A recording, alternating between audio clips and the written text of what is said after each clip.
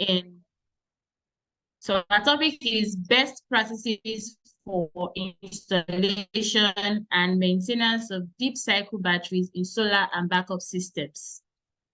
So as I mentioned earlier, my name is Jesufemi, and I'll be moderating the session for today.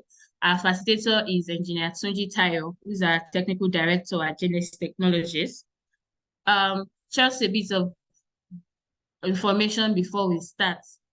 Please, while the session is going, if you have questions, kindly note your questions down, or you can write them in the comment section. We would go through the question after the session. After the facilitator session, we'll go through all the questions. And if you want to say your question instead of writing them out, please just use the raise your hand option in Zoom, and we would call on you when it is time, so that you would ask your questions. And please, if you are not talking, please make sure you are muted. If the video doesn't have to be on, please turn off your video also, so that we don't have distractions during the session. So we'll be going through an overview of deep cycle batteries for solar installations, their characteristics, and best practices for installation and maintenance for deep cycle batteries, amongst others. Then also some tips also will be shared during this session.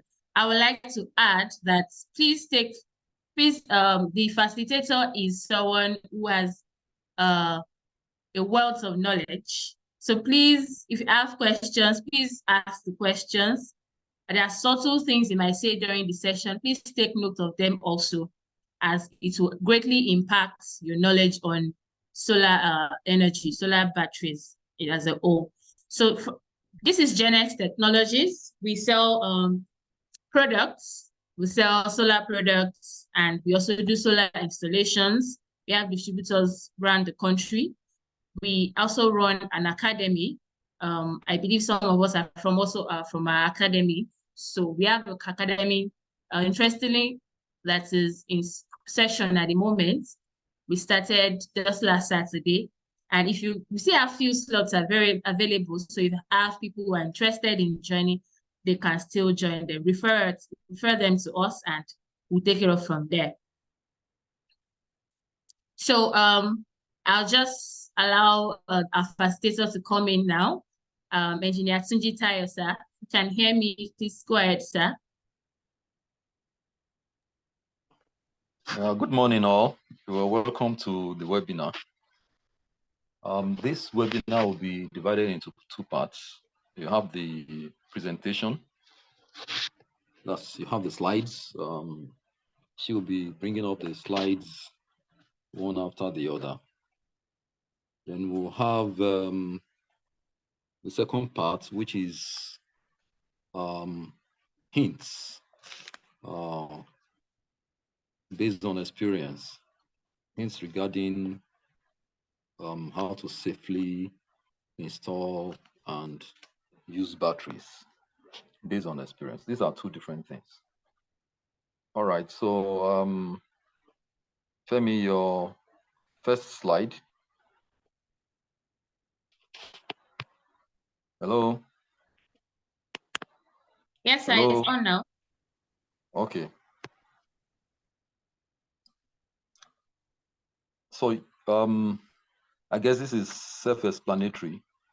When they say deep cycle batteries, of course, that means you discharge and then you can recharge it. Just like you fill your tank with water, you use it, either to half or, or completely, and then you refill the tank. It's as simple as that. And of course, you have different types. The sealed ones, AGM gel. You have flooded ones.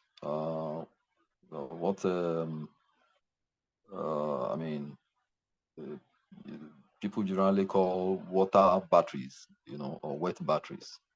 And of course, you have lithium-ion batteries. You have, for lithium-ion, you have different types, but they are all based on the lithium-ion chemistry.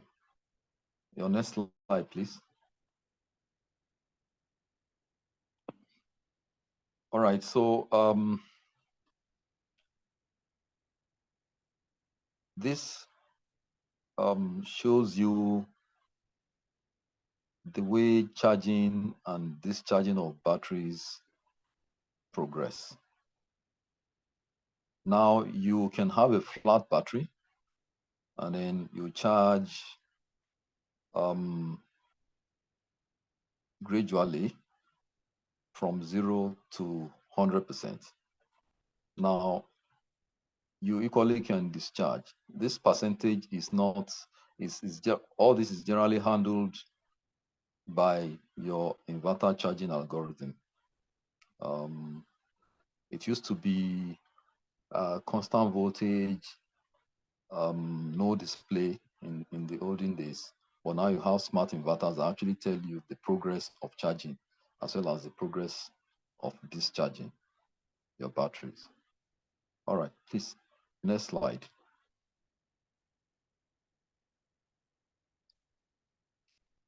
All right, here you have what I'll call the classic charging profile. Now, the classic charging profile starts with what is called the bulk charging stage. At that stage, the battery is like putting the the charging system on you can call it something like maximum speed.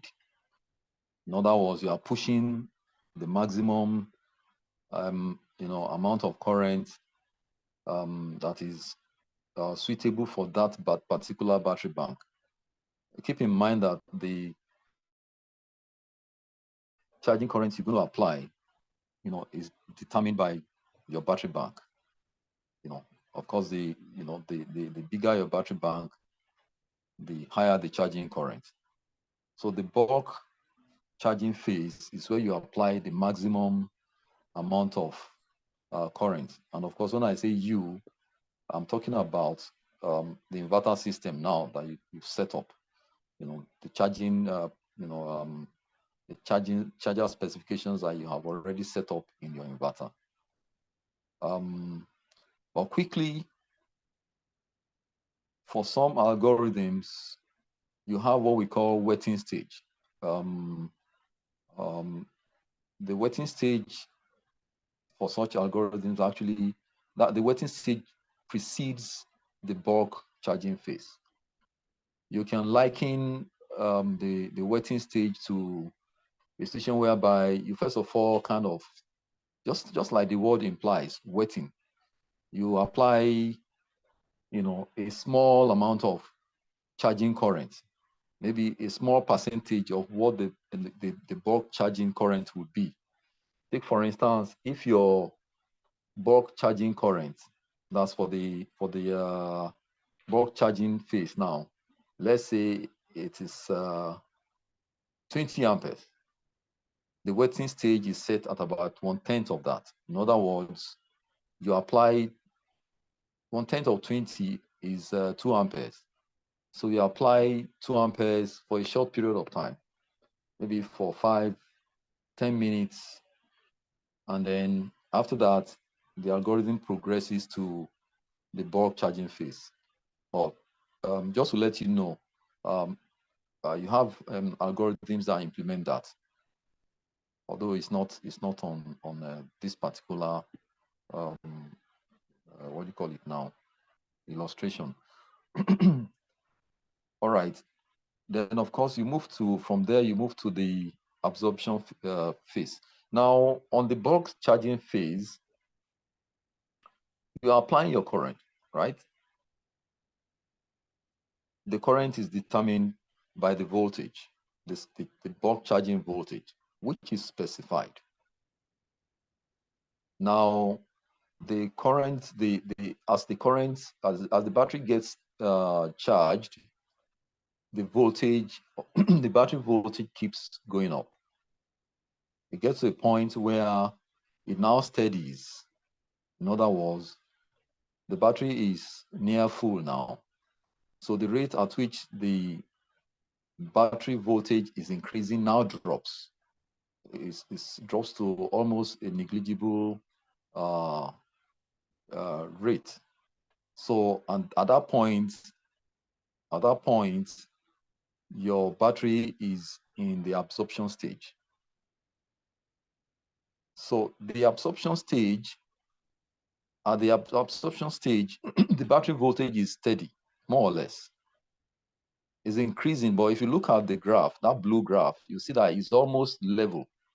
There's a slight increase in that graph. So that's exactly what happens in the absorption stage. It's more or less like the battery voltage is constant, and the current is now going down. In other words, the battery is getting full. That's why you see the red, which is the current, going down now, while the voltage is relatively constant. Now your inverter keeps monitoring the drop in current until it gets to the point where is, the current being taken by the battery is very small based on the settings. And at that point, the algorithm reverses the charging voltage to what is called float charging voltage. Now, this reversal to or reduction to the float charging voltage is very, very important, because if this is not done, you can actually damage the battery. It's like overfeeding. I like to call it overfeeding somebody. Somebody is full and you're still forcing in more more food into the person's stomach. I mean, that could be dangerous. So all the parameters for charging has to be done or has to be programmed with a lot of care. All right, please move to the next slide.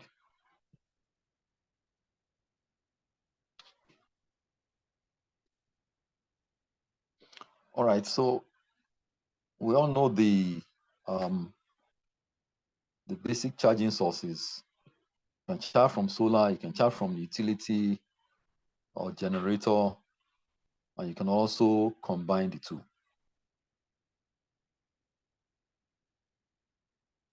You have some inverters that only have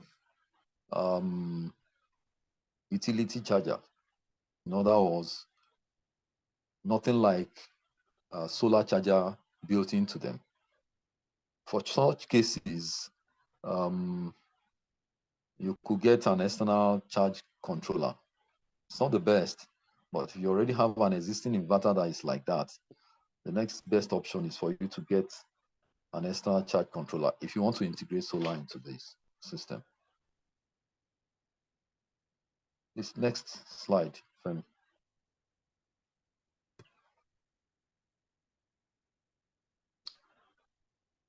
All right, so here you have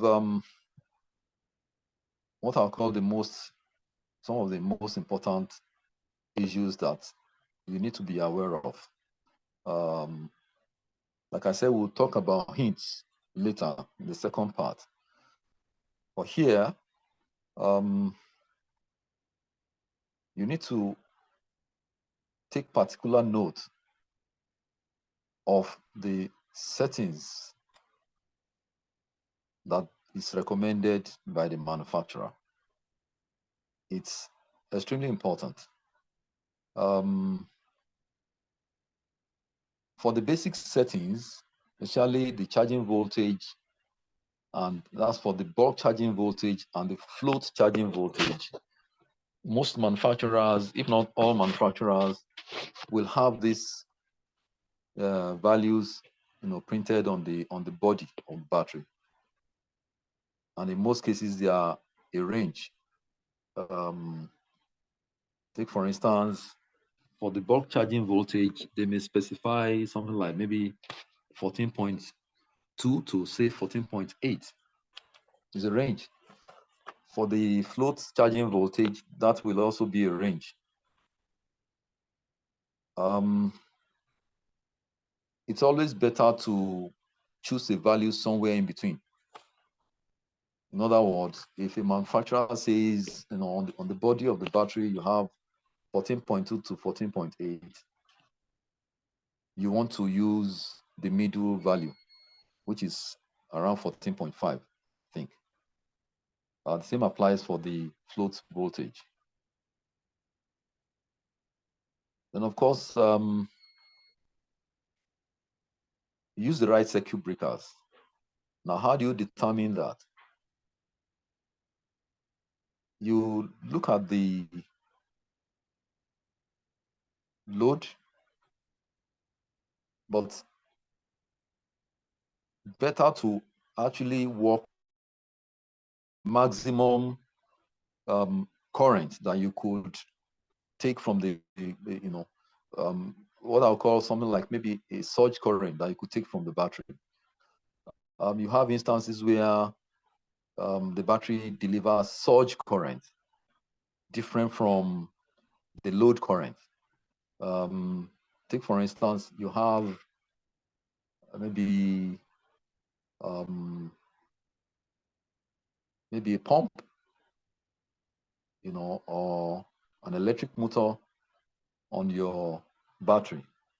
The moment you put it on, I mean, we all know that this type of equipment take surge current. So the surge current could be maybe 3-4 times the normal running current. So when you are selecting your breaker, you use the surge current as a basis for your selection, not the normal load current. And how you do that is to work backwards. Now, you are taking energy during the surge period from the battery. And that energy, or let's say power, is the voltage times the current, so to speak.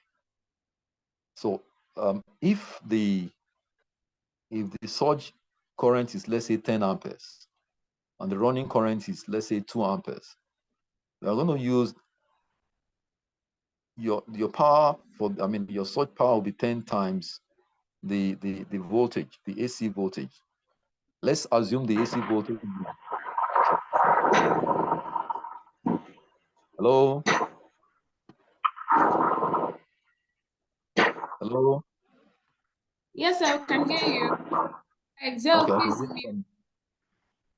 okay.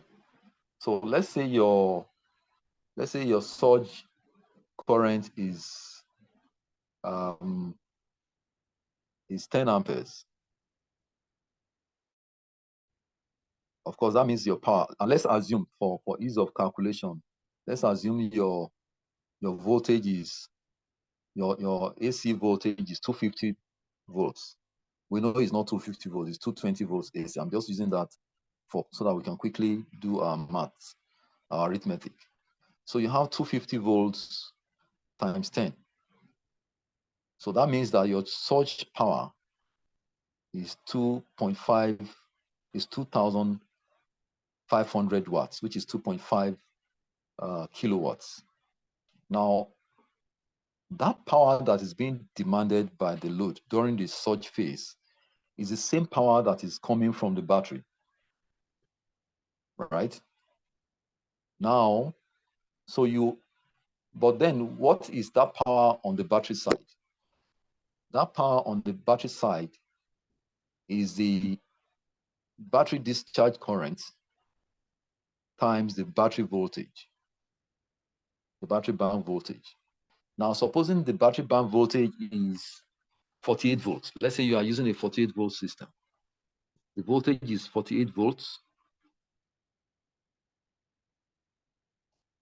Let's approximate that to 50 volts for ease of calculation. That voltage times the current, that's the DC current from the battery now, is now equal to 2,500 watts.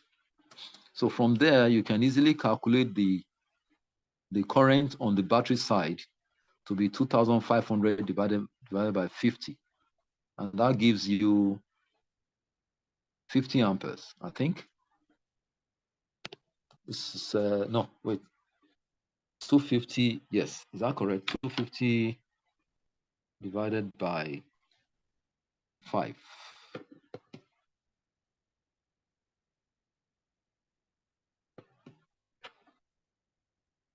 Yes, that's 50 amperes, isn't it? Yes. Good. So now you have 50 amperes as the current drain from the battery bank. So you select your circuit breaker to be, at the very least 50 amperes in this case now. But that's not safe enough. Normally when you have this kind of figure, you leave a tolerance of at least 25 to 50%. In other words, in this case now, you are looking for a breaker somewhere in the range of 75 to 100 amperes as your battery breaker. All right, move on. Okay, then you have the second point is, so now we're clear about using how to calculate the rating of your breakers. So the second point you need to watch out for is the size of cables. Now here, you again use your maximum discharge current, which is the surge current. Now, if you don't have a surging appliance in your load, of course, you use the regular, the normal, the maximum discharge current and not the surge current, because there's no surging appliance in your load mix. But once you have a surging appliance in your load mix, you have to, take into consideration the surge current of those surging appliances like electric motors, etc. Now, for cables, your best bet is to consult cables chart.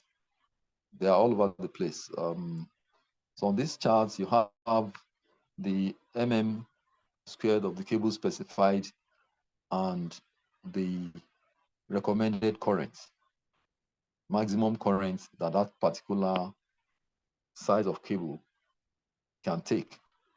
So for instance, now in this case, if you have determined that your DC current on the battery side is 50 amperes, you go to the chart and select a cable that is rated at least 50 amperes.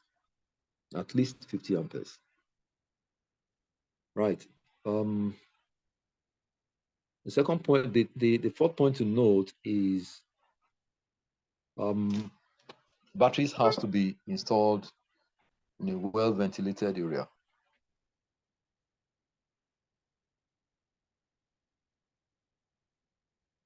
Then your first discharge of your battery bank must be preceded by what you call I call it top-up charge. The reason for that is, in most cases, the batteries must have stayed either in the warehouse,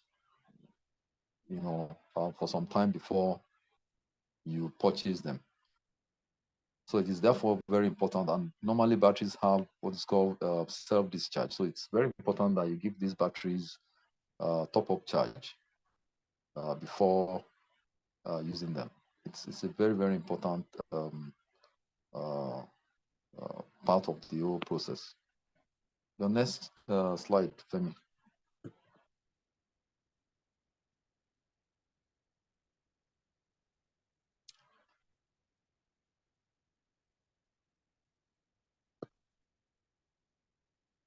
Now, yeah, It's important to carry out routine check on your battery state of charge.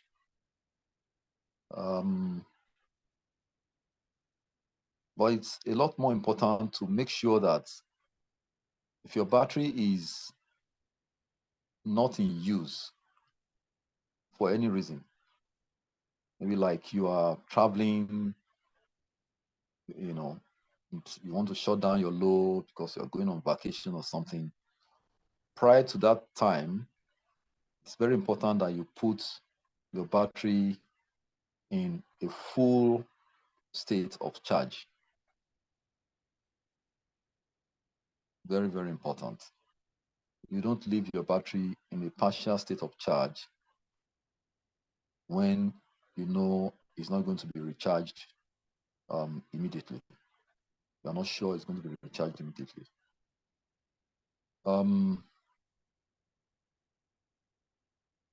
Second, perform visual checks on battery and wire condition. That's very, very important. This errors here can be very costly. Take, for instance, you've done a perfect job, but somehow one of the terminals of the battery, maybe a cable to one of the battery terminals is not properly tightened. It's slack. That alone can actually completely mess up your installation. In fact, it can affect,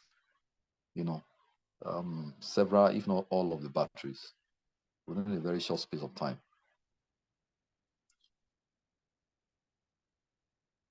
Then thirdly, keep battery terminals free from dirt and corrosion.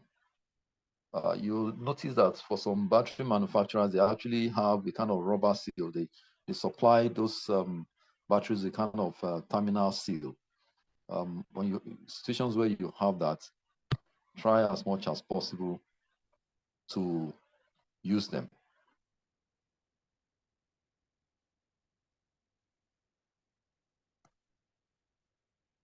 And for flooded batteries,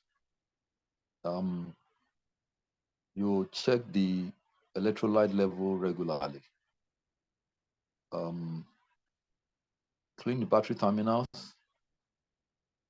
and also check the battery's state of charge. But more importantly, like I said, it's not enough to check the battery state of charge. It is a lot more important to make sure that your batteries are, for most of the time, when they are not in use, that they are in close to, or even at a full state of charge. That's close to 100% or possibly at 100% when they are not in use. Your next slide, please.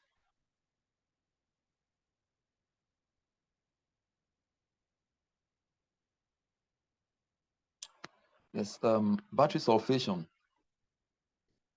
That's the biggest problem you can encounter with batteries. Can be very costly. So it's important to avoid the pitfalls. A simple definition of sulfation is, or a layman's definition of sulfation is a situation where the battery is unable to accept charge. You can liken that to a sick person who is unable to eat. So it's better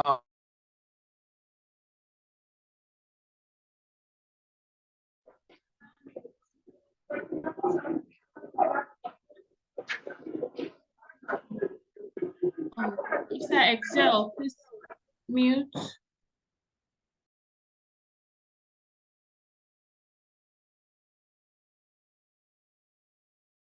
Hello? Hello? Yes, sir, we can hear you. Hear you. Okay, I hope you didn't miss what I said last. Breaking. It was breaking. Oh, it was breaking. Okay. Did you hear what I said about sulfation? No, yeah, it's still Oh, there's a sir. distortion getting my own end. Yeah, you said it's someone that is like someone that is sick. Suffocation is like someone that is sick. Oh, very good. Very good. So let's continue from there. So, of course, it's better to even avoid the sickness in the first place. So, and how do you avoid that? Like I said earlier, the key thing to do is to make sure that you don't leave your battery in a partial state of charge. Any situation that will, make that happen, try as much as possible to avoid it. And of course, you're not going to stay with your customer, but you can give your customer, the hints, the rules. Be clear about the rules surrounding the use of batteries. Yes, so generally, overcharging, yes, can have impact on sulfation, but overcharging does more of kind of damaging the battery generally. Extreme temperatures is also not good. It should be avoided at all time. So the idea of maybe installing your battery bank at the back of a house without cover or shade is a complete no-no. Low charge is a bad idea in the sense that for you to achieve effective charging, you're going to have to charge for a longer time. Take, for instance, if at 10 amperes of charging current, your battery will get fully charged in, say, 8 hours. By the time you reduce that charging current to 2 amperes, that means that You will not be seeing their message. Hello? Hello? Thank you. Yes, we can hear you now, sir. Okay, so I was trying to illustrate the problems with low charging rates. Now, supposing your battery is going to get fully charged, let's say with a charging rate of, say, 10 amperes. Let's say it's going to get fully charged 10 amperes, and your battery is fully charged in 8 hours. Now, if instead of 10 amperes, you are using 2 amperes, that means it's going to take your battery 8 times 5, which is 40 hours to get fully charged. Essentially, what you are saying is your customer should not use the battery. Your battery continues to charge for almost the next 2 days, which in most cases is not realistic. So you are now stuck with a situation whereby your battery is in a partial state of charge, and the next time your customer needs to power his load, he starts discharging the battery. Of course, that situation is very dangerous. So before you know it, the battery gets sulfated because of prolonged lack of charge. That's how low charge affects the batteries. Not that the low charge itself is bad for batteries. In other words, if you are using 2 amperes in this case, and you can actually afford to leave the battery charging for the next 40 hours, then there's no harm in it. All right. So if your battery is not, how to prevent battery sulfation, your battery is not going to be in use, maybe you are traveling, ensure that it's fully charged. Avoid deep discharge. That needs no further explanation. The only thing is, how do you know that you are deep discharging your battery? Generally for AGM batteries, it is recommended that you cut your low battery disconnect point should not fall below 11.2 volts. That's the general recommendation. 11.4 better, but shouldn't fall below 11.2 volts per battery, I mean. And you install batteries in a well-ventilated area. We'll come back to that when we're talking about the hints. Please proceed to your next slide, Femi.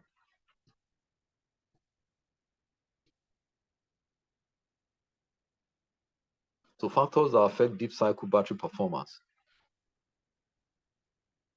Inappropriate charger settings. Now, this is very key.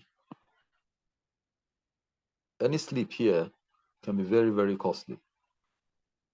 And how do you ensure that your charger settings are okay? The very first thing is you determine the power availability for your battery, for your installation. What do I mean by that? You ask your customer, Oga or Madam, roughly how many hours of electricity do you have from the grid here? 8 hours, 12 hours, you have that information. Do you have a gen, sir? Yes. How frequently do you put it on? Is it immediately NEPA goes off? Or how do you use your gen? You have that information. Now, all this information you plow back and use to determine your charger settings. Take, for instance, if the customer has a gen that can allow you to set your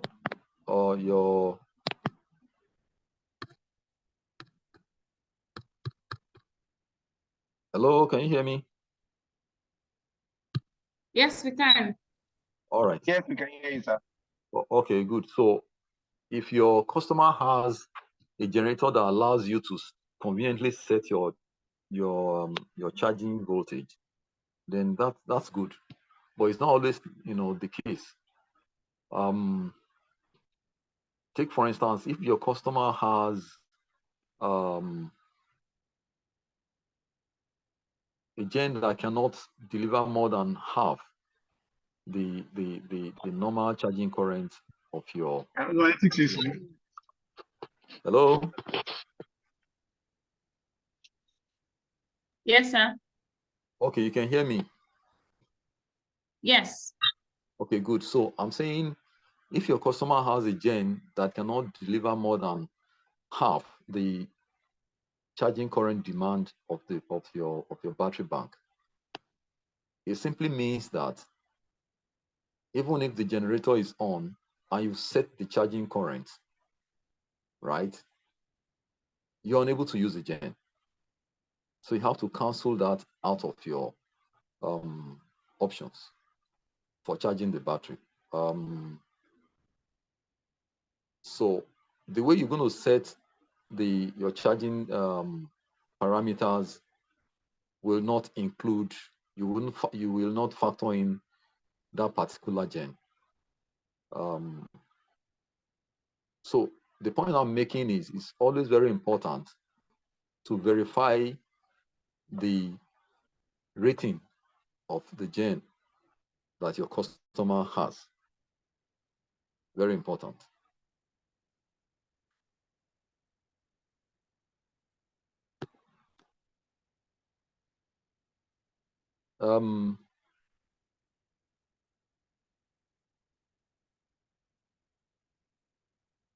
Overload on batteries.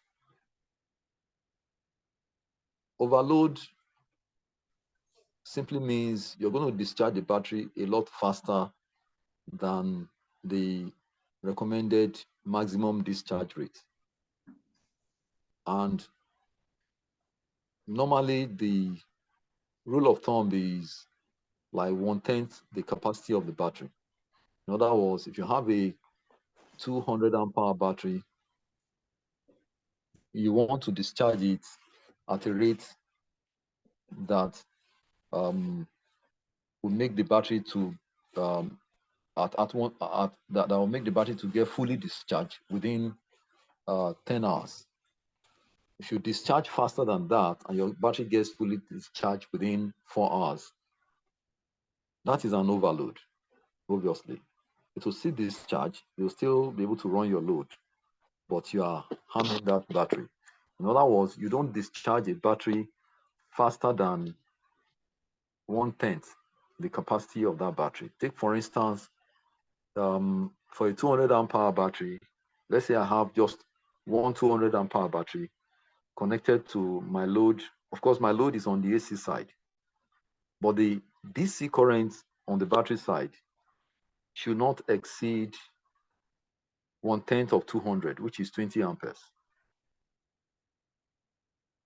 Now, the moment I start discharging at, say, 40 amperes on the DC side, that means it's going to take my battery to get fully discharged at, within 5 hours. That can, very quickly degrade your battery. So for batteries, the minimum rate of discharge that is recommended for safety and longevity of your battery pack is 1/10. You can discharge at a slower pace.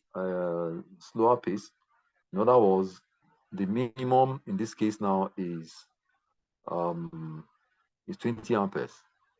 You can discharge at 15 amperes, 10 amperes, 5 amperes, but don't discharge beyond that 20 amperes. Mixing new and old batteries together.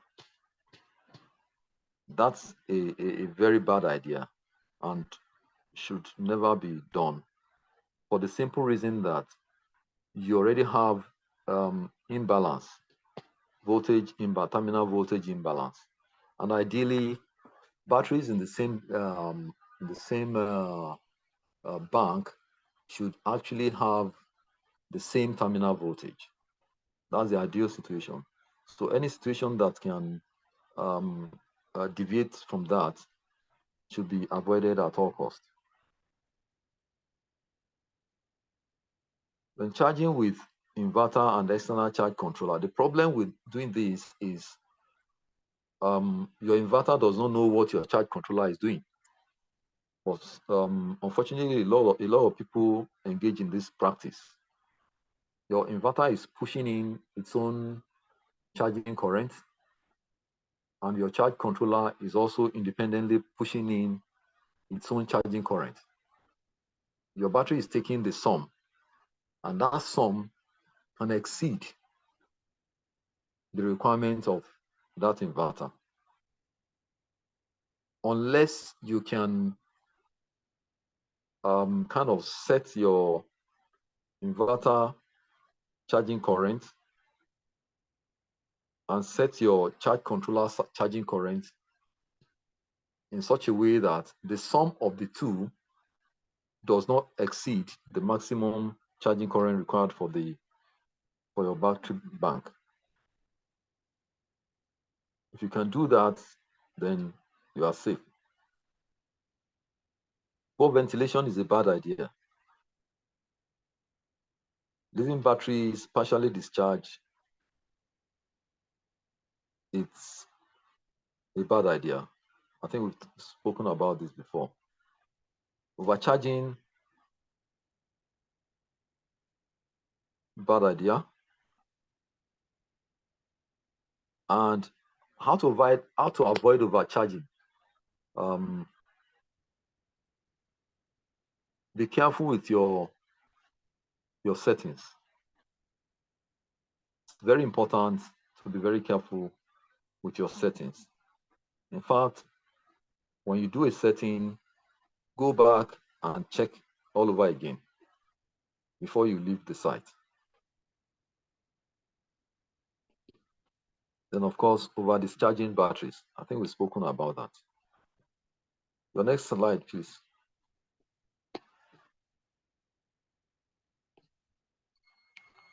Okay, battery balancers. This is a new device.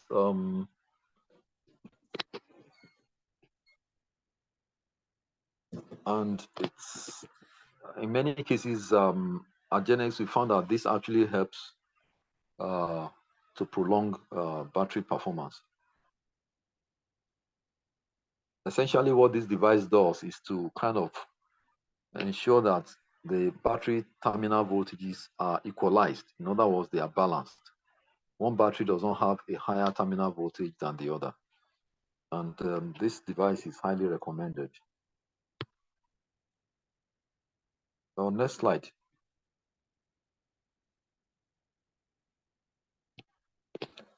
All right, so we've come to the end of the presentation proper. So we now go to the second part, which I term hints. These hints are actually based on experience, getting our fingers burnt over the years.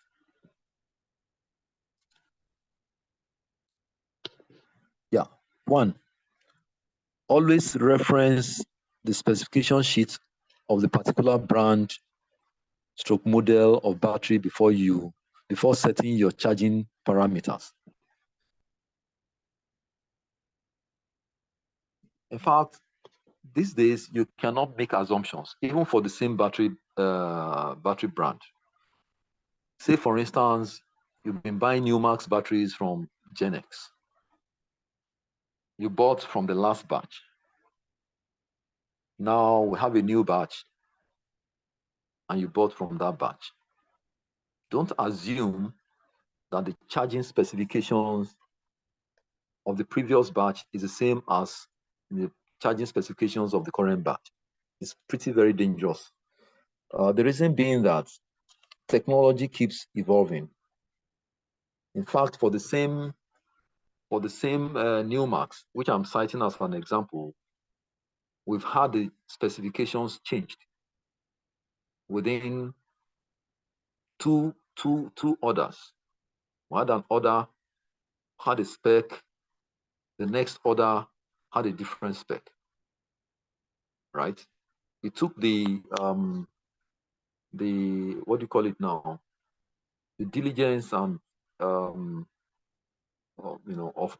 the installers to actually spot that difference. So please, very important, even for the same brand. For different brands, always check. Always check. You bought maybe Newmax from GenX today. Tomorrow you are buying Rita battery or Quanta battery. Always check this, the specifications, the charging specifications. And for most of this, they are written on the body, especially for the charging voltage, the float and the bulk charging voltages. So that's one. Then I've two, like I said earlier, those charging voltages both for bulk and float are a range. It's safe to use the middle value.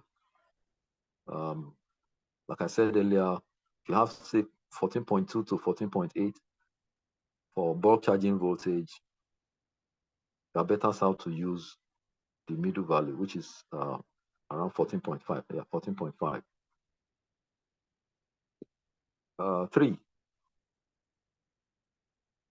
Now, this is a rule of thumb. This point number 3 is a rule of thumb that we developed over time, and it's been very useful. It's like a quick way of determining what your charging, what your discharge, what your load should look like.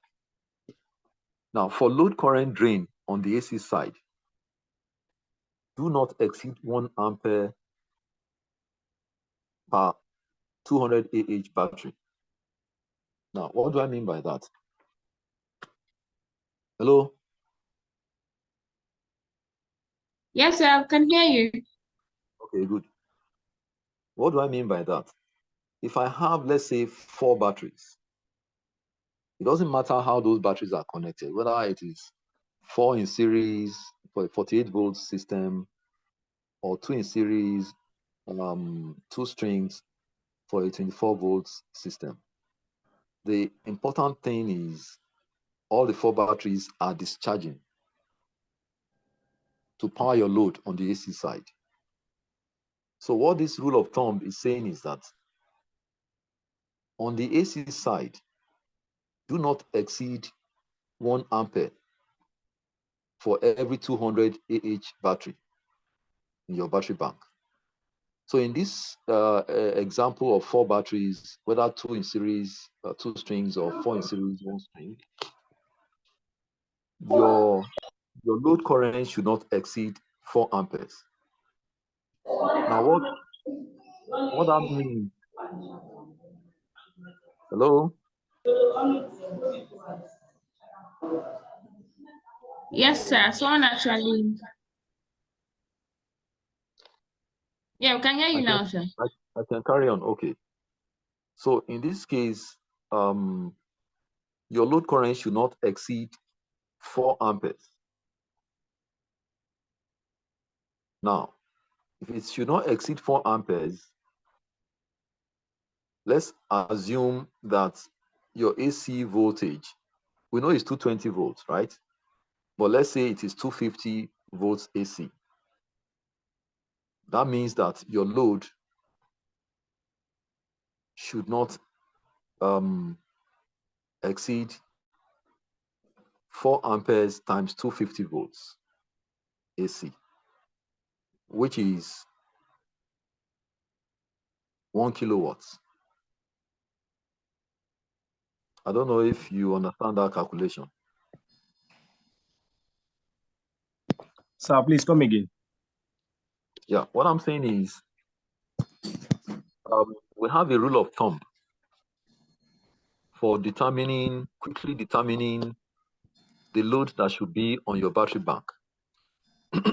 And the rule is for every battery that you install, the load current on that battery,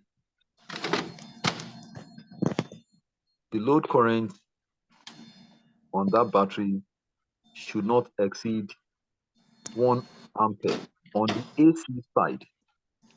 On the AC side.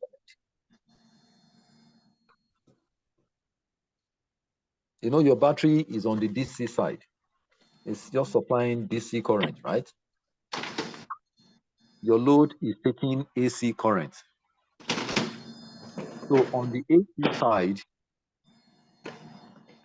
you should not have more than 1 ampere per battery that is installed. Now, if you have 4 batteries of 200, and this calculation that we're using assumes 200 ampere, which 200 ampere battery, which is the standard size, really. I think 80% of batteries in the market are 200 ampere batteries. So now let's now assume that you have 4 batteries installed, 4 batteries, 4 units of 200 ampere batteries. Now those 4 batteries could be 4 in series, giving 48 volts terminal voltage, or 2 in series, then you now have 2 strings of that, giving you 24 volts terminal voltage. Now, that configuration is immaterial. What is important is that the load current from that setup per battery should not exceed 1 ampere on the AC side. So in this case now, it means that your load current, since you have 4 batteries on the DC side of 200 ampere side, size, the load current on the AC side should not exceed 4 amperes. 1 ampere times 4 is 4 amperes, isn't it? And if your load current will not exceed or should not exceed 4 amperes,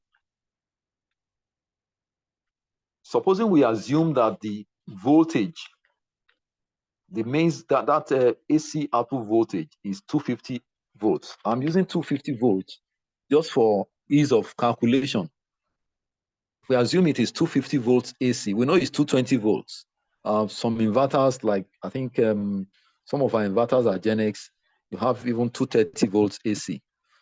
You know, you have some generators that the output can even, go as high as 240 volts AC. So I'm just using that round figure, 250 volts, for quick calculation. So assuming that AC voltage, the AC output of your inverter is 250 volts AC, it simply means that your load should not exceed 250 times 4, which is 1 kilowatt. In other words, on 4 batteries, don't put more than 1 kilowatt load. On 8 batteries, don't put more than 2 kilowatts load. On 6 batteries, don't put more than 1.5 kilowatt load. On and on like that. I hope that is clear.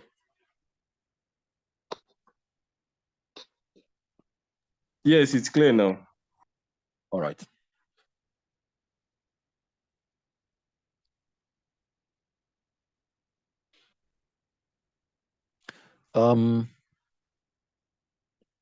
Charging rate 4. Charging rate should be at least equal to discharge rate. Better if it is, at, say, 10% higher. This is, I think, is self-explanatory. You don't want to, if you don't want your storage tank to get to 0, you want to refill before it is emptied. For batteries, it is worse. A lot worse. If you discharge, say, at 5 amps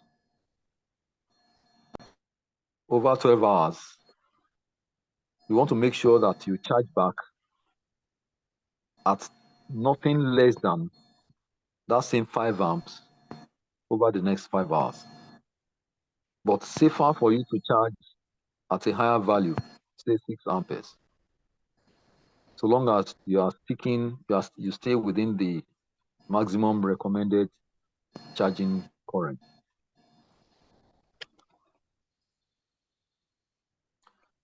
5, keep spacing between adjacent batteries to be at least 40 to 50 mm. Now, this is something that we have found to be very important over time. Normally, you put your batteries inside a battery rack, or in some cases, people put batteries maybe on a plank or something, which is a bad idea anyway. For either case, either ways, the space between adjacent batteries should be at least 40 to 50 mm. That's roughly 2 inches. When you park batteries too close to each other, we found out that it actually affects the batteries. In fact, batteries have been found to, the adjacent sides for 2 batteries, the adjacent sides are very close to each other, not touching. They don't have to touch before what I'm trying to explain here happens. When they are too close to each other, even though they are not touching, after some time, those batteries will swell the adjacent sides of these two batteries are very close to each other, will swell and at times may even touch. Of course, once you have that kind of situation, your battery is already impacted. 6, recharge your battery bank within 2 to 3 hours after discharge. Yes, in situations where this is possible, it is best to actually stick to these rules. If you're able to do this, we found that it greatly enhances the battery life, the service life of the battery. If there's grid failure, that's for those that have solar. There's grid failure, and there's no generator or solar to recharge. Do not discharge the battery. In other words, these are rules that you will need to hand over to your customer. Yes. Sir, if your generator goes bad and there is no NEPA supply, maybe the grid also, there is grid collapse, or there is transformer failure in your area, do not discharge. It is tempting for you to want to use your battery under that kind of situation, but please do not discharge the battery, because that can very quickly kill your battery. You discharge it because of the urgency. It will be fully discharged anyway. And at that point, you cannot recharge back. You don't have the power anymore anyway, because there is grid collapse and your gen is bad. So it's better to quickly leave the battery in its state of charge, until you're able to resolve the charging issue. So for such situations, you can advise your client, if he's somebody that we all require electricity on a constant basis, but some require it more than the other, maybe for business or whatever, then you advise them to actually get solar, because whatever it is, there'll be some generation from the solar in the course of the day. Then finally, activate battery equalization mode on your inverter. For those that are using smart inverters, activate battery equalization mode for areas where grid availability is erratic. So what this means is that it's important for you to actually get relevant information on grid availability from your client before you conclude on the setup of your inverter. If your client tells you, oh, supply here is very erratic, it is one day on, one day off, it simply means that for a whole 24 hours, the battery is being discharged because your customer wants to enjoy supply. Discharging batteries over a 24 hours period probably will lead the battery, must have led the battery to full discharge. What it simply means is that over the next 24 hours, and if the battery has been fully discharged like that, then it must have impacted a little bit on the potential lifespan of that battery. Now, what you do therefore is the next charging cycle, you want to make sure that after the battery is fully charged, say within 10, 12 hours, it enters an equalization mode, or what you call maybe recovery mode. Now, that was the little impact, the little negative impact of that long stay without charge is now corrected with the equalization charging that follows the normal charging cycle. So essentially, in summary, once you you know that your clients, in that area, charging, sources are erratic. Maybe utility is erratic, or the person is not, does not have a generator that can guarantee charging always recharging the battery within a space of 24 hours. Then you are strongly advised to activate the equalization mode in the inverter. All right, that brings us to the end of the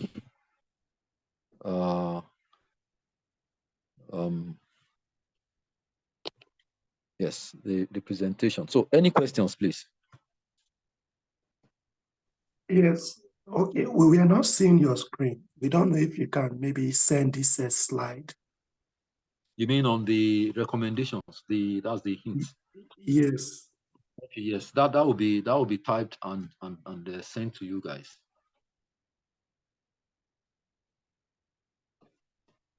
Hello.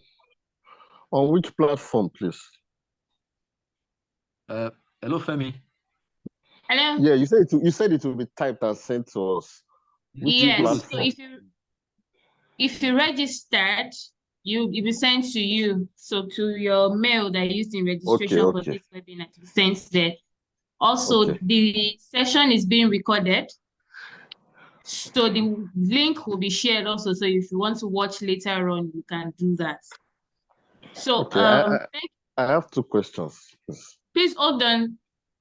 Please hold on. Would take all questions. I just want to start with questions that we already have in the chat box. So we'll come to you. Thank you, sir. Thank you so much for the session, sir, Engineer Suji. I believe that with other participants that we've been able to glean so much from the session. As I mentioned earlier, everyone, I said he has a wealth of knowledge and he's talking based on experience and what he has seen over time in the solar and in the renewable energy industry. So, sir, I would like to, the first question we have here, someone asked if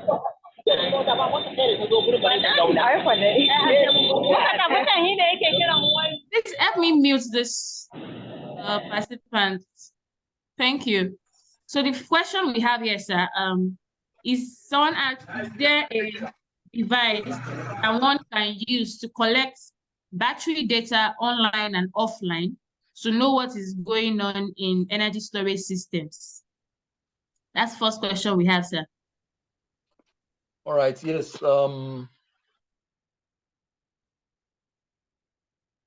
Personally, I think there should be such a device, but I have to be honest that that's a separate device now. But I have to be honest, I have not used such a device before. What I know is you have inverters that can actually collect, like GenX inverter, hybrid smart inverters, for instance. We have models that can actually collect relevant data that can help you assess what is going on with your battery, like the load, maybe the surge current, and things like that. And with that, you can go back and maybe rejig, or restructure your batteries to make them last longer.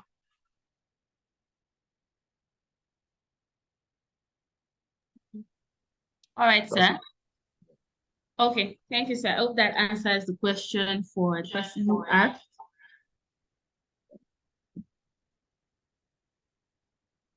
So, please hold on.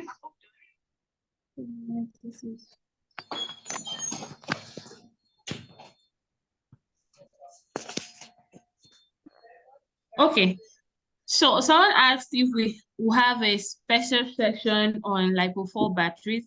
So we'll look into that. This session comes through every month. So we'll have that. Interestingly, we have the smart voltage control batteries in stock at the moment. So We have the 5 kilowatt hour, the 10 kilowatt hour, rack mounted and wall mounted, and the standing type in stock at the moment. So I'll kindly reach out to us to get yours also. But for the session on like before batteries, look into that for an expose session also. So sir, the next question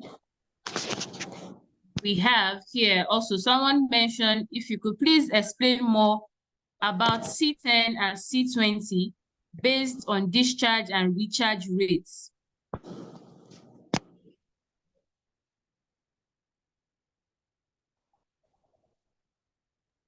Hello, sir. All right, can you hear me now? Yes, sir. Okay, good. The symbol C stands for capacity. In other words, if I ask you what is the C of a 200 ampere battery, that C simply means 200 ampere. So that's the meaning of C. Stands for capacity. So the C of a 100 ampere battery, 100 ampere. Now, so when you say C10, it actually means the capacity divided by 10. In fact, before in some materials, they don't write it as C followed by 10. They write it as C/10.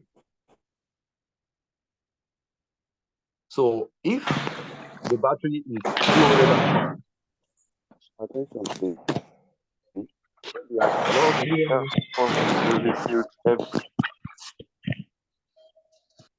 Hello, can you hear me? We didn't hear the last part. Please, can you come again? All right, so I'm saying I that. didn't hear your explanation on the first thing you said, the C10 and the C20, because there's a sound from your end. I don't know. Please help us take it all over. All right. But can you hear me now? Yes, yes. Yes, Okay, good. So what I'm saying is that C, that symbol C stands for, is a shorthand for capacity, right?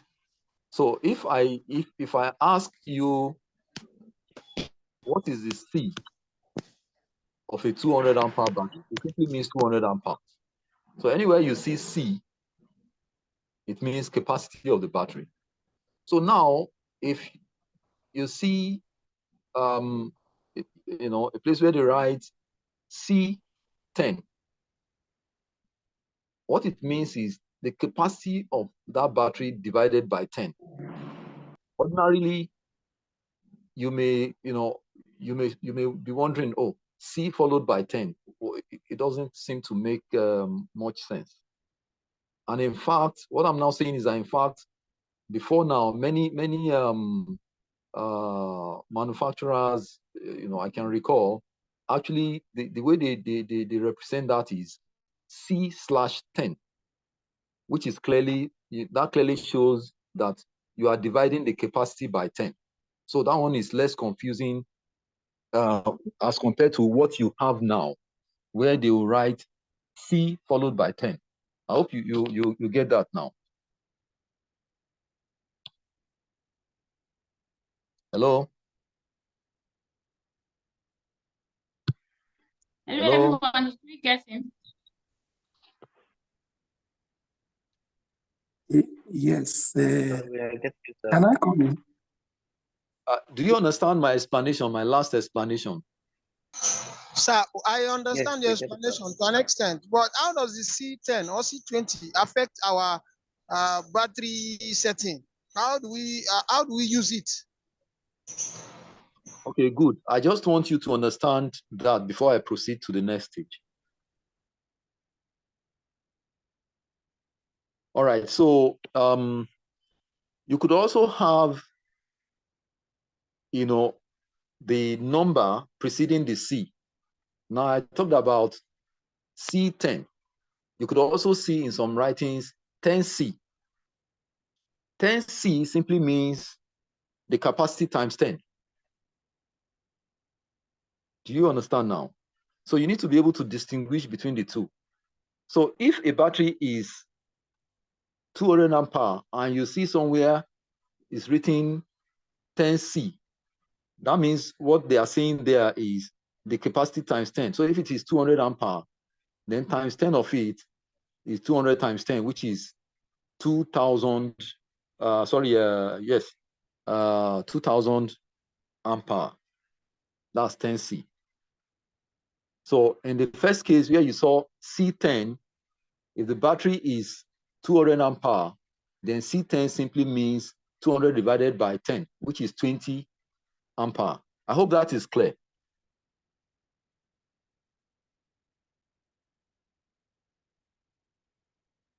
Hello, Femi. Yes, we can hear you, sir. But I want to be sure that they understand what I just said now before proceeding. Okay. Hello, sir. There are some places where I was just reading out this our former slides about C10 and C20. Yes. I saw a place it wrote the C10 stands for charging, and no, the discharge. I think the discharge. I don't know how to explain it. I mean, in the C20 means that the battery will be discharged in 5 hours and C10 in 10 hours. I don't know if that's correct, or maybe I don't really understand. Okay, so yeah, that's why I want you to understand what I just said now before I now come to the actual application of what I just said. But you need to first of all understand the way this thing is, the interpretation of all these symbols. Because if you don't clearly understand the interpretation, then you'll be confused going forward. So and the differences are very, very subtle, very subtle. You have 10C and then you have C10. I mean, it's very easy to confuse those things, those two representations, but they are two completely different. They have two completely different meanings. So if the 10 precedes C, it doesn't necessarily have to be 10. It can be 20, it can be 5. It doesn't matter. Do you understand? It can be 1C. It can even be 0.5C.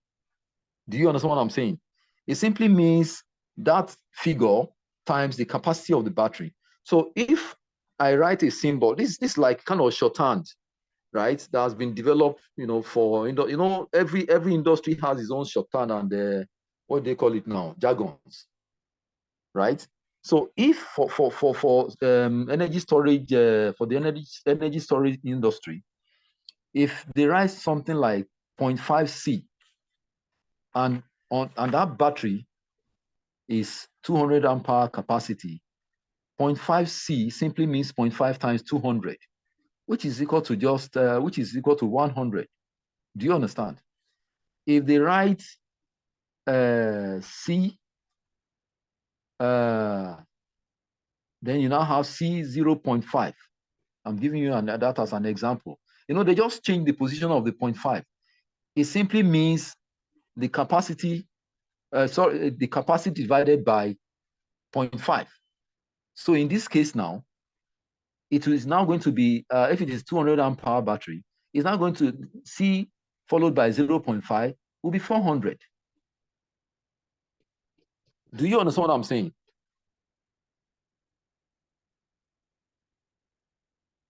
Hello? Yes, I will understand, sir. Okay, good. So now what I'm now saying is that take the second example that I put, which is C 0.5. Before, the way that one will be represented is clearer. I think some manufacturers still represent it that way. They put it as C over 5. Do you understand?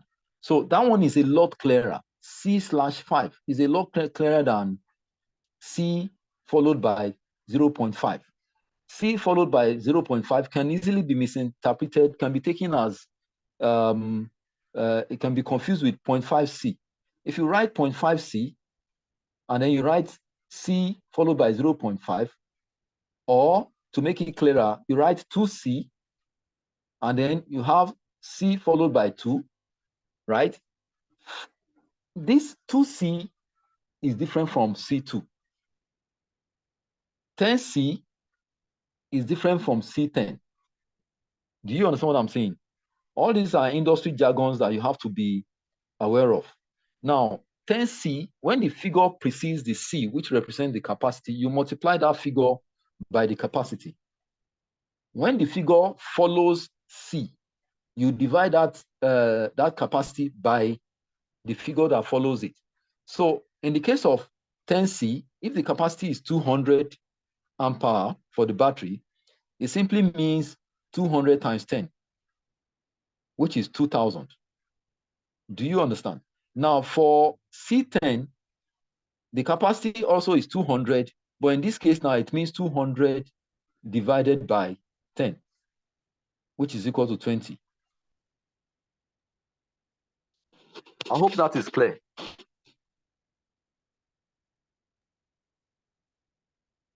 I hope you understand now. It's clear, sir. Yes, it's very clear now. Yes, it's clear now. All right. So finally, again, let me emphasize that. So C10, writing it as C followed by 10, some manufacturers may represent it as C/10, which is a lot clearer. In fact, I don't know why they came up with this idea of C10. It's actually very confusing, for an average guy. So, but some will represent as C/10, which that one is very clear. So you are dividing the capacity by 10, isn't it? It's like C over 10, right? But just take note that you could see it written as C10 or C/10, which simply means C over 10. Both of them means the same thing. All right. So now here is now the thing.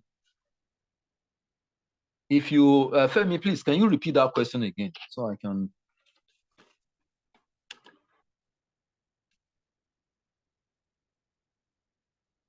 Hello? Yes, I can hear you. Yes, please repeat that question again. Yeah, so he asked if you can explain more about C10 and C20 based on discharge and recharge rates. Very good. So now, let's take the C over 10 or C10. That's C followed by 10 or C/10. We know that it simply means the capacity divided by 10 here now. So if I have a 200 ampere battery and I say charge at the rate of C10, it simply means you charge it at the rate of, the charging current should be 200 divided by 10, which is 20 amperes. What that simply means is that you set the charging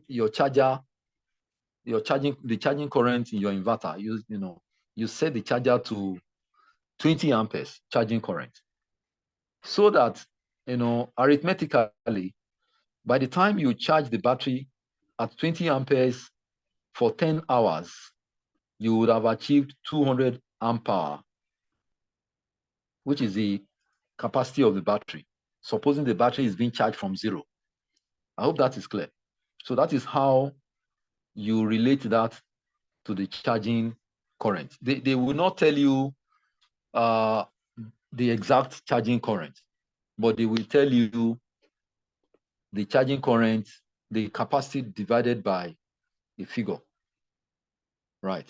So it is now up to you to do your math and know the charging current. Supposing I now have 2 batteries of 200 ampere in parallel, right?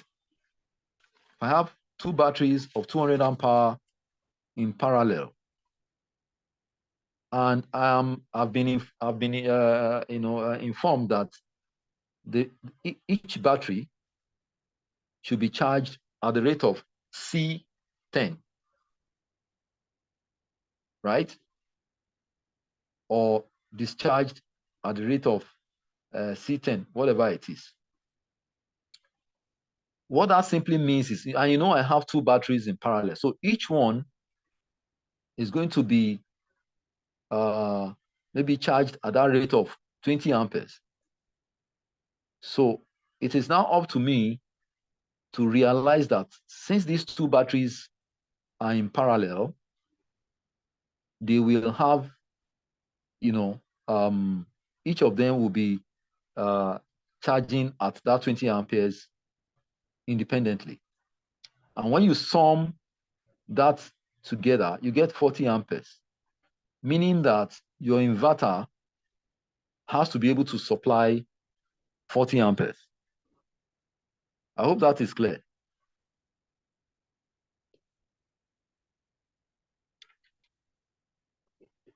Did you understand? Hello? Yeah, it's clear. It's clear. Now, I want you to be careful about this. And so the way to clarify this further is, now for the same two batteries, right? If I have the batteries connected in series, and I hope my listeners understand series and parallel connection, the difference between the two. Now, Yes.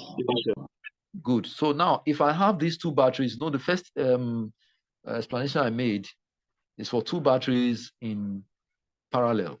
For those who are here and are not maybe alumni of GenX Academy, I strongly encourage you to join us for the next academy coming up. Training, right? All right. So yeah. So for the same situation where I have two batteries, but in this case, the two batteries are connected in series, right?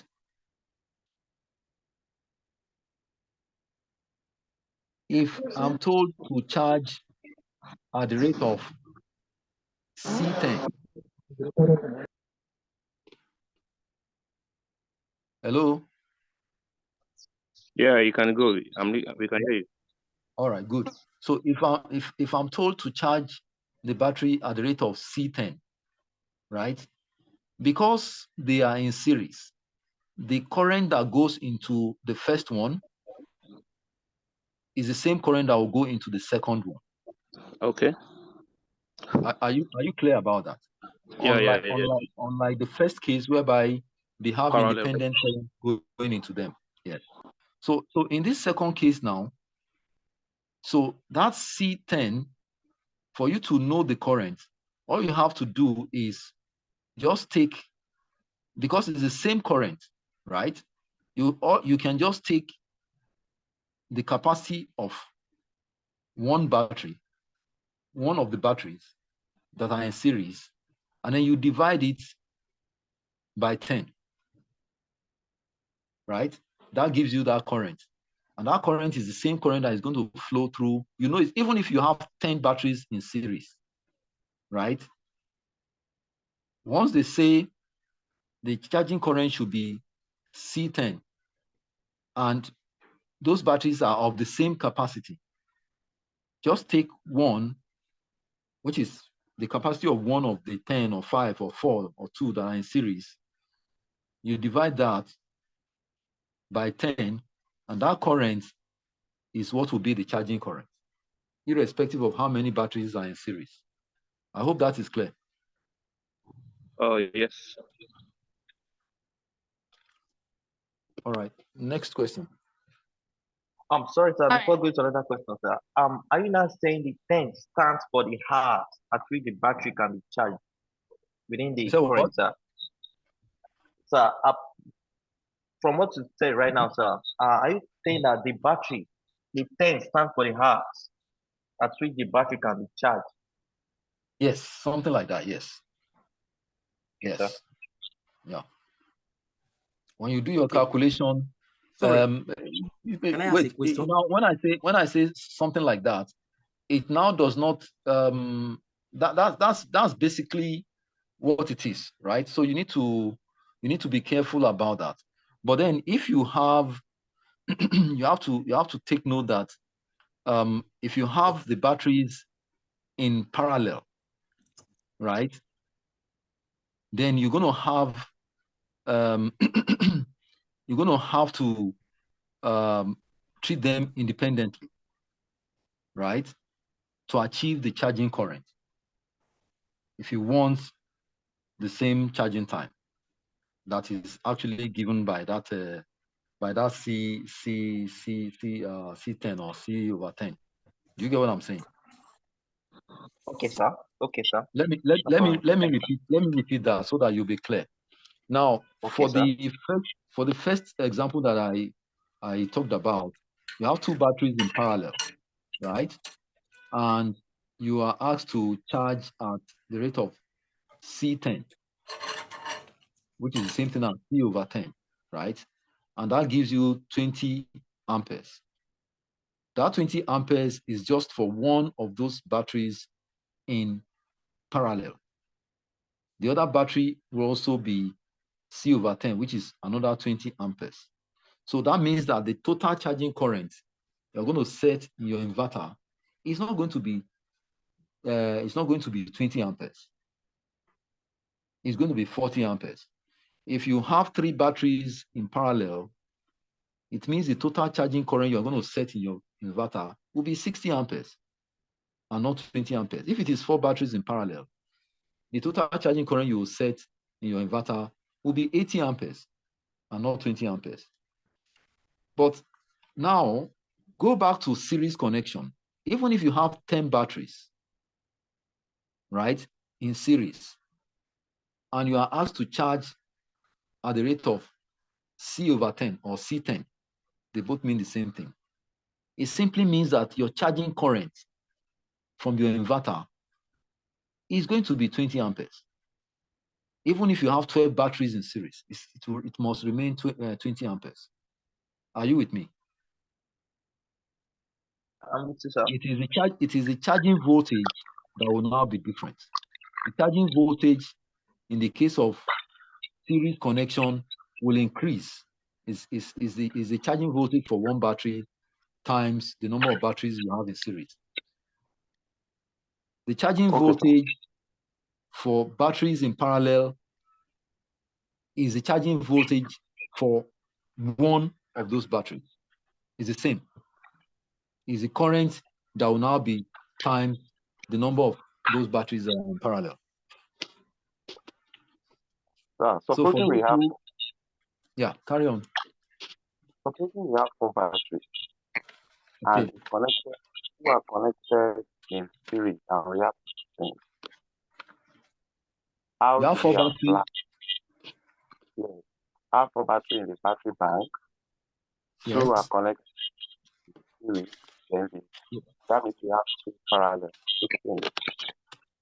Good. How do we apply that rule of the capacity and the charging current?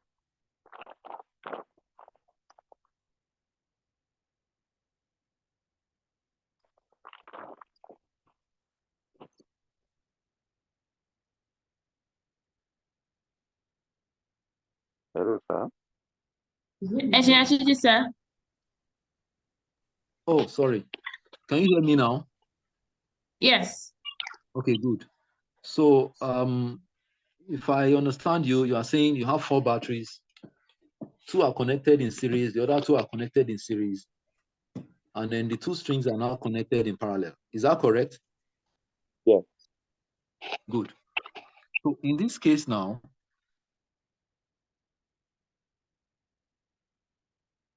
if they say you should charge at the rate of C10,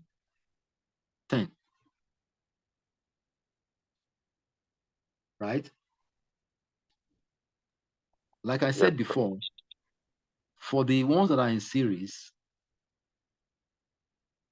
all you have to do is take one, you take the capacity of one of them, because it is the same battery, it's the same current that is going to flow through the 2 of them that are in series.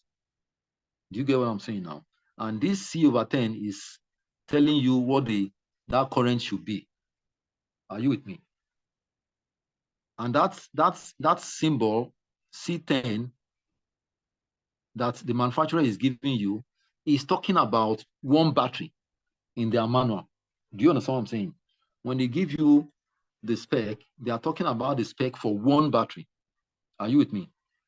So what it will now be when you connect those batteries in series or parallel is what the knowledge you guys need to acquire. So now, they say charge at the rate of C over 10 for those batteries that are in series for, let's say the C is, which is capacity is 200 ampere, right? So C over 10 is now 20. That means that for the first string, you are charging with 20 amperes. But then the other string is a different branch entirely. That one also will be charged. Those two that are in series there will also be charged at 20 amperes. So that means that the total current that will be coming from your inverter to charge the batteries will be 20 plus 20, which is 40 amperes. I hope that is clear. Very well, sir. Thank you, sir. Good. All right, sir. Can I ask a question? I have a Please go question. ahead. Hold on, please. Hold on, please. So, due to Hello? time constraints, we'll only work with people who have raised their hands to ask questions. So I have Mr. David, Mr. Babatunde, and Mr. Rotimi that raised their hands already to ask questions. So my list here, I have Mr. David first. So Mr. David, please keep your question short, then so we can go ahead. Thank you. Okay, I have two questions. Some battery are C10, some are C20. So he says C10, that means 10 divided by 200 amps, that gives us 20 amps charging current. For C20. No, do you mean 200 divided by 10? 200 divided by 10, you mean? And we'll give you 20, that is 20 amps, Exactly. that's the charging current. Good. Yeah, for the battery that are C20, if you say 200 divided by 10, which 200 divided by 20, which give you 10, does it mean they will charge for at the 10 amp for 20 hours, according to what you said? Exactly. That's what it means? That's what it means. Okay. So for the parallel connection, where in series, where we have two connected in series, the other two connected in series and parallel, if it's charging at 20 amps and the other one need to charge at 20 amps, making it 40 amps, and if the charging have maximum... Sorry, hello? Yeah, yes. Let's go back to what your original question. Okay. You said, please repeat your original question. Original question is, if we say battery is C20, then we say 200 amps battery now divide by the 20 to give us 10. That means that the battery will charge at 10 amps for 20 hours. With that, exactly. Is that correct? That's correct. Okay. Okay. So my second question is this. For battery of series connecting two in series and parallel need, the first two series charging at 20 amps, the other one charging at 20 amps, making it 40 amps. So for inverter that the highest charging current it can give is 20 amps, how do you raise it to 40 amps to be able to charge those four batteries? Wait, now you have C, capacity divided by 10, right? We say charge at C divided by 10, right? What they are saying is you are going to charge at 200 divided by 10, right? So that is 20 amperes, right? So C divided by 10 will give you the charging current, which is 20 amperes. Do you understand? This specification is telling you the charging current that you need to apply.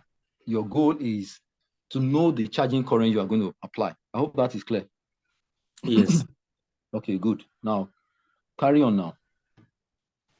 Okay, so I'm saying for an inverter that is connected to 4 battery that has two connected in, let's say it's a 24-volt inverter, let's say it's a 3.5 kVA, 24-volt, and you connected 4 battery, 2 in series, the other 2 in series, and you parallel it. If the inverter charging current is 20 amps, the highest, and this battery need to charge at 40 amps, how do you make up for the... How do you make up? How do you raise it? What can you do in that case? You mean to increase the charging current? If it has the highest capacity charging current of the inverter, how do you increase it? I'm coming. So you are saying if the highest charging current the inverter can give is 20 amperes. Is that your question? Yes, yes. Well, if the charging current of the maximum charging current of your inverter is 20 amperes, then you are in danger. You're in danger. It simply means that your battery bank, right? Because you have two of them in parallel, each of them will not take 20 amperes anymore. They're going to share that current, 10 amperes. So that will extend the charging time. Exactly. So it will extend the charging time to 20 amperes, to 20 hours. Do you understand? And the problem is that you cannot charge, your customer can never allow, cannot wait and be waiting for its battery to charge for the next 20 hours. That's why I said you are in danger. How do you avoid that kind of danger? Don't buy that kind of inverter. And if you buy it, tell your customer he cannot use more than 2 batteries on it. Okay. I hope that is clear. Yes. Okay. All right. So next question. Hello, please, sir. Hello. Good Mr. morning. Happiness, please wait. You didn't raise your hand before. Okay. Is your question related to the last question? It's related to the charging current. Okay, 30 seconds, please. Okay, so I have this battery, and what is written on it is this: 10% of C20 capacity with maximum clamp voltage of 14.5 volts. I don't understand what that really means. Maximum clamp voltage. 10% of C20 capacity with maximum clamp voltage of 14.5 volts. That is what's written as the charging current. Did you say clamp voltage or charging voltage? No, clamp voltage. Clamp voltage. That's absolute nonsense. It should be 14.5 volts. It's not clamp. It is just charging voltage. It's not clamp. Clamp means a totally different thing. So 10% of C20. What does that really mean? Okay, yeah, 10% of C20. You don't need the 10%. I don't know. The 10%, the C20 is the information you need, not another 10%. Do you get what I'm saying now? That is written on the battery. Okay. No, that's absolute nonsense. It's either they tell you 10% of the capacity and just spell it out. In which case, if they should, what they should have written is 10% of the capacity, which is clear. If the capacity is 200 and I say 10% of that, then that means you are going to charge at 20 amperes. Do you understand? Because 10% of 200 is 20 amperes. Are you with me? Yes. Or they just tell me straight away and say charge at the rate of C10. Do you understand? Or C over 10. That one also tells me exactly the same thing.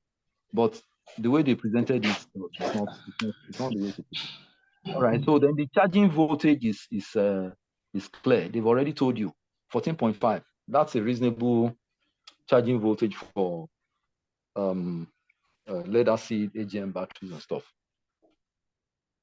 All right, next question. Okay, thank you. Sir. Mr. Albertine, please, you're next.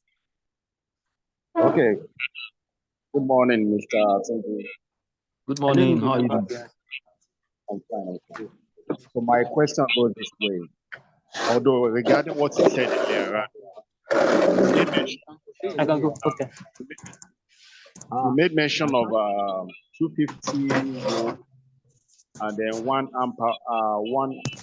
ampere being taken out earlier. That such system will require just 1 battery. So I now want to ask a question. Let's say you are using a lithium battery now, that is 0.2P battery, which is still C5. That is what? Is that a lithium battery, which is 0.2C, which is still the same thing as C5. So is that law applicable to it also? Sorry, I didn't hear what you said. It was cracking. Okay, there was a submission you made earlier regarding a 250 volts and then 1 ampere. Yes. the such system will require just one battery that is of 200 amp hour. So I'm now saying, if you are using a lithium battery system, definitely you can do up to 2 amp of such system.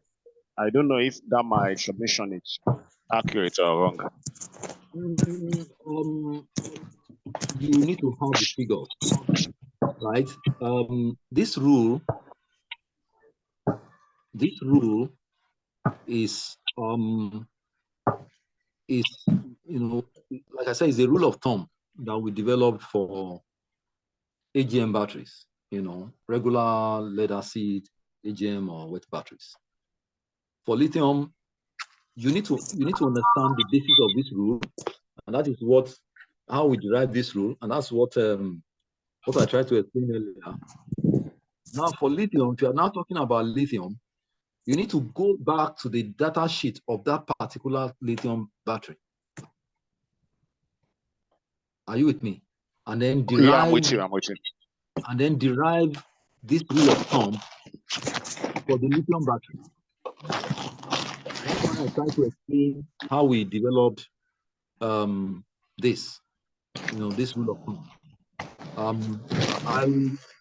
I have not developed, or let me say, we have not developed this rule for lithium. But I'm sure. Correct me if I'm right. I think the number of lithium batteries we've installed compared to AGM is probably less than 1%. Yes, sir, you're correct, sir. All right. So we've not seen the need to have a rule of thumb that can very quickly be applied. This rule of thumb is just to make your work faster, right? So you don't waste time doing unnecessary calculations. For lithium, we've not really seen the need so far. But if you understand the way I explained the whole thing, you can actually develop the same rule of thumb for it. Hopefully this next academy will be able to derive the rule of thumb for lithium together. Okay, no problem, sir. Yeah. All right, sir, thank you. Mr. Rotimi, that's the last question for the session. Okay, thank you.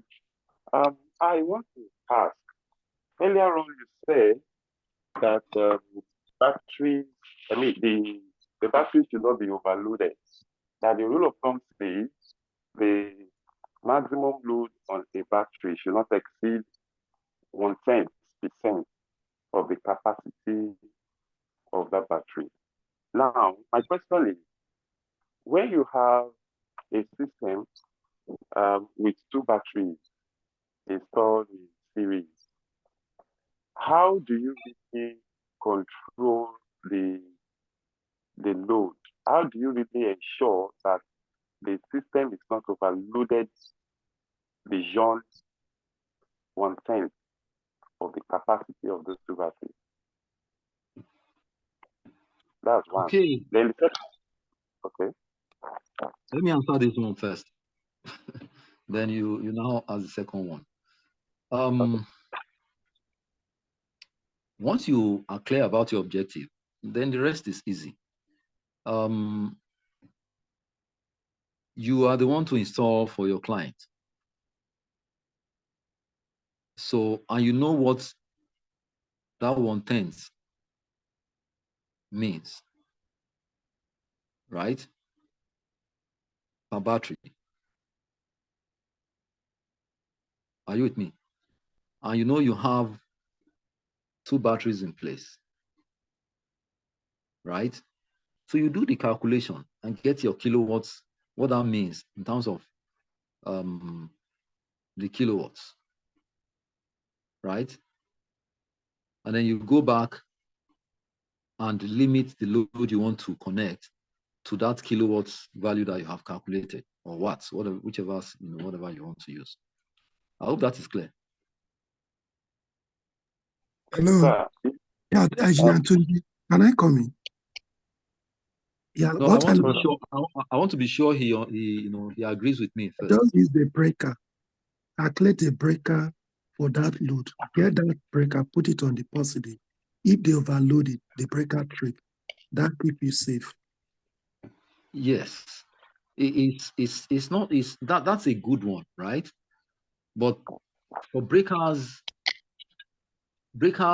actually have the range, a tripping range.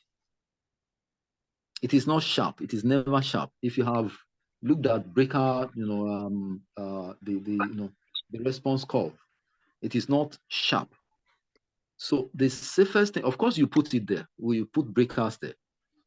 At GenX, we put breakers there. You even have a device now that you can actually set. You can set very closely, right? You set that, and then it's on the output of your inverter. Once the current exceeds that, it trips. I think that is even a lot more effective, right? But generally, you also need to be aware.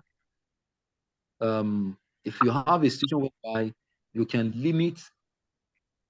select the load, the priority loads of your client, and then put it on the inverter, right? And then that is very, very important for years, or let me say decades. That is how we're doing it, and it was very, very, very, very effective, right? But it's even better now. If you are even a lot safer now if you can do that, and then you use this output, I think power limiter, isn't it, Femi? I think it's a current limiter. Power limiter, isn't it? A current limiter. The current limiter, okay. I think some people call it power limiter. Current limiter on the output is a lot better. Current On voltage the okay, current voltage limiter. Yeah, I think that device is very, very effective. So that can be used, right? But that should not in a situation whereby you can actually pick the loads of your customer. That's a lot that will help in no small measure. Why? Because your client may not be around, right? And then suddenly they bring lights, and then the stuff trips, right? And then there is power, yes, but then it has already tripped, right? The entire load is now suffering. That's the downside of that. So if you have a situation whereby you can combine both, use the limiter at the same time, select the load, try as much as possible to limit the load to what the battery bank can take, then I think it's better, in my own opinion. Yeah, please, next question. Actually, sir, that's the last question for okay. the session. Thank you very much for your time, everyone. Thank you very much for your time, also, Engineer Sunji. I also learned, I was taking notes during the session, and I believe a lot of us were also taking notes during the session. Where is my beer? Sir, it's coming, sir. Don't worry. We are one. So, everyone, the session as I mentioned. Snap your note and send it to us. Because like me, here this class met me. I'm actually on the road. I had to stay somewhere to listen to the whole thing. I couldn't jot anything. It help us with your note. Snap and send I mentioned at the beginning, sir, that the session is recorded. So the beauty of it is in your own spare time, you can go back to, we'll share the links to everyone. It's going to be published to our YouTube channel. So I will share links to everyone to be able to watch in your own time and take notes. Thank you everyone for joining. Thank you for taking out time at the busy schedule. How can you add us, those of us that are not part of GenX? Please, would let me. I've said, I don't know if it is possible, because I had one or two, like I didn't raise my hand. That was why I did not say I have question. But the thing is, I don't know, maybe just in case after listening to it, one or two questions one might have. One could drop it somewhere, maybe in the group or something. The answers will be provided. I hope that would be okay. Okay, so I can give you some options. Pertaining the slides, can we just get it in our WhatsApp group? I know not everyone was registered for this. So not everyone will be on your WhatsApp. You didn't register, sir? Yes, I didn't do that. So I saw it from the WhatsApp Me, I group. registered. From the WhatsApp. I registered. All right, Not the slide I am thing. one of the worry. ex-student. Just for me. Yeah, so rounding off. Yes, sir. I think they can just send a mail if they feel that they need the link. Yes, they can that's what I was about send saying. a mail to info@genxtechnologies.com. We'll get it Yeah, across so I'm there. typing the email address in the comment section now. So you can send a mail to info@genxtechnologies.com asking for the link, the slide, so we can send it to you. There, so I put it in the comment section so you can check. Also, I mentioned the link will be posted, sent to everyone who registered, and please also send a mail if you don't get the link so we can share to you. Thank you everyone for your time, and enjoy the rest of your day. I've sent my email. I got the invite because I do business with Genesis. So Because of the time we are rounding up, might not be able to attend to these emails that are dropping on the comments. So just send a mail to info@genxtechnologies.com. Instead, makes it easier. Thank you everyone for your time. I hope to see you in the next session in the next month. Have a nice day. Bye everyone. Thank you. Bye. Bye. Thank you.